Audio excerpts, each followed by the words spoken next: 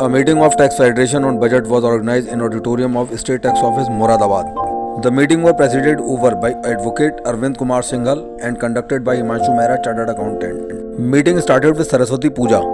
Chartered Accountant Parimal Agarwal informed about the changes made in income tax in the budget and told that now no tax is to be paid on income up to 12 lakh.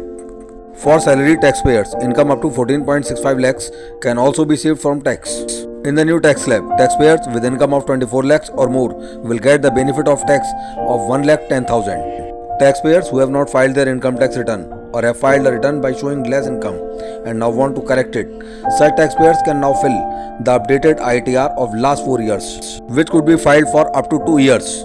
Advocate Ankit Gupta gave information on the provision of TDS. He told about all the sections like section 194T, 194A, 194J, 194D, 194I, etc.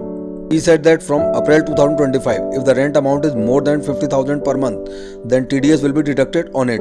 He also said that if a partnership firm pays more than 20,000 to its partner in a whole year, then TDS will be deducted on it at the rate of 10%. Apart from this, TDS will not be deducted on the interest up to Rs 1 lakh received by the senior citizens from banks. Advocate Shishir Gupta told that the new section of track and trace mechanism added in GST may lead to harassment of traders. Penalty can be imposed for minor mistakes. If the government is bringing this provision, then it should also be kept in mind that the traders should be not harassed. Advocate Nikhil Gupta explained the rules related to TDS of metal scrap of GST in detail. Advocates Vineet Kishore Jain, CM Agrawal, Updesh Chandra Agrawal, Anant Agrawal, Rajiv Rastogi, Sunil Verma, Rajiv Johri, Atul Agrawal, Rajiv Tandon, Dinesh Chandra Gupta, Naseem Nawab, Shahid Hussain, Amar Sharma, Atul Saxena, Gaurav Gupta, etc. were present in the meeting.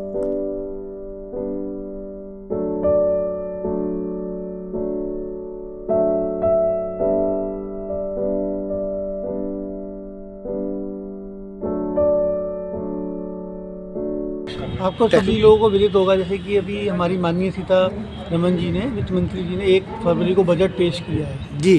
तो हमारी ये tax federation है जिसमें मुराद के सारे वकील और सारे सीएस की एक एसोसिएशन मिली जुली है। सबके अलग अलग प्लेटफॉर्म होते हैं, तो ये एक ऐसी जगह प्लेटफॉर्म है यहाँ पे सारे लोग एकत्रित होते हैं। तो आज हम जो अभी 1 फरवरी को जो बजट में चेंजेस आए हैं उनके बारे में विचार विमर्श कर रहे हैं कि साथ जनता को क्या लाभ मिलेगा, क्या हानि होगी।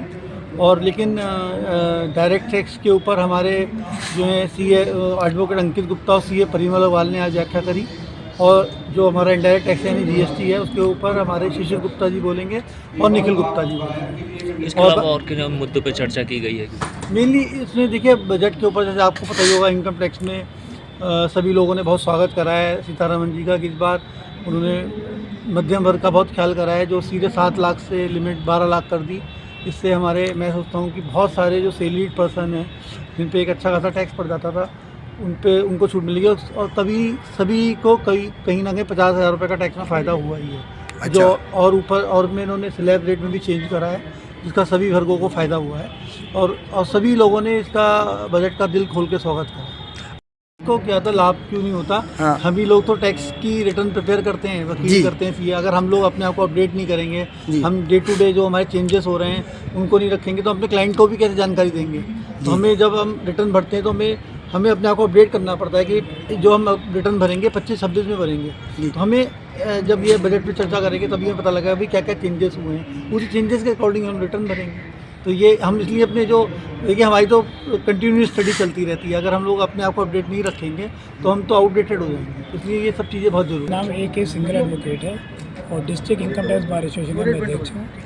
इससे पहले मैं टैक्स फेडरेशन का चेयरमैन रह चुका हूँ। आज किस मामले को लेकर बैठे? आज टैक्स फेडरेशन में जब भी कोई बजट आता है पिछले 35 साल से 1990 से लगातार हम इस तरह की मीटिंग करते हैं। इस मीटिंग में हमारे मुरादाबाद शहर के सारे एडवोकेट्स, सारे एसोसिएशन को, चार्टर्ड अकाउंटेंट्स को शामिल होते हैं। करीब 100 से अधिक की हमारी गैदरिंग होती है। इसमें हम क्या होता है कि बजट के एक पॉइंट का जो अमेंडमेंट आता है, हम जो बजट सुनते हैं और जो बजट हम पढ़ते हैं उससे बहुत अंतर होता है। बहुत सी चीज़ें ऐसी थी प्रोविजंस बाद में लाए जाते हैं जो हम किताब में पढ़ते हैं, उस पर हम एक पॉइंट पर हम डिस्कशन करते हैं और एक दूसरे के व्यूज़ का एक्सचेंज करते हैं। हमारा पर्पज़ ये होता है कि कोई भी चीज़ हमारे हम क्योंकि प्रोफेशनल है, हमारा कोई क्लाइंट हमसे कोई बात पूछने के लिए अगर आता है तो उसका हम सही जवाब दें और सही उसका हम राय दें। वो ये ना कहे कि हमारे वकील साहब को या हमारे सी साहब को बात नहीं पता थी। तो हम इसमें सारे कन्फ्यूजन्स दूर कर देते हैं। किसी प्रॉब्लम होती है उस पर डिस्कस करते हैं और नए वीडियोज आते हैं डिस्कस करते हैं। 12 लाख की लिमिट बहुत शोर लगना चाह कि 7 से लेकर 12 लाख की लिमिट कर दी, 12 लाख की लिमिट कर दी। देखिए इस 12 लाख की लिमिट में उन्होंने अब तक क्या हुआ करता है, जो हमें कैपिटल गेन होता था, आज हम देख रहे हैं कि बड़ी मात्रा में लोग शेयर्स में इन्वेस्टमेंट कर रहे हैं और एसएफजी में इन्वेस्टमेंट कर रहे हैं, प्रॉपर्टी इन्वेस्टमेंट कर रहे हैं। तो इससे जो प्रॉफिट हो क्या आता था वो इसमें शामिल रहता था छूट में हमारे, तो उन्होंने इसको अलग कर दिया कि मान लिया आपके पास 10 लाख की इनकम आ रही है, 2 लाख रुपये आपके पास वो प्रॉफिट आ रहा है, तो 2 लाख पे आपको अलग 20% के हिसाब से या 12.5% के हिसाब से 2 रेट अलग करें, आपको टैक्स अलग देना पड़ेगा। वो 2 लाख इसमें शामिल नहीं होगा, पहले इसमें शामिल हुआ करता था। तो ये बहुत महत्वपूर्ण ऐसा अमेंडमेंट है जो आम पब्लिक के नॉलेज में बजट के माध्यम से नहीं आया और यहाँ से हमारे पास आ रहा है। ठीक।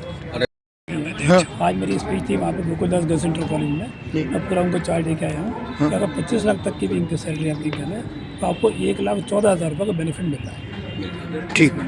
ये बहुत रीजा मुरादाबाद टैक्सेशन बार एसोसिएशन का, और आज हमारे यहाँ पर राज्य कर विभाग के प्रांगण में यहाँ पर ये एक टैक्स फेडरेशन की मीटिंग आयोजित हुई है, जिसमें टैक्स फेडरेशन में सीएस और मुरादाबाद टैक्सेशन बार एसोसिएशन के अधिवक्ता, टैक्स बार एसोसिएशन के अधिवक्ता सम्मिलित रूप से बेसिक जो हमारे बजट के ऊपर जो नए चेंजेस आए, नए प्रावधान आए, उनके ऊपर अपने आप को अपडेट करने का उद्देश्य है।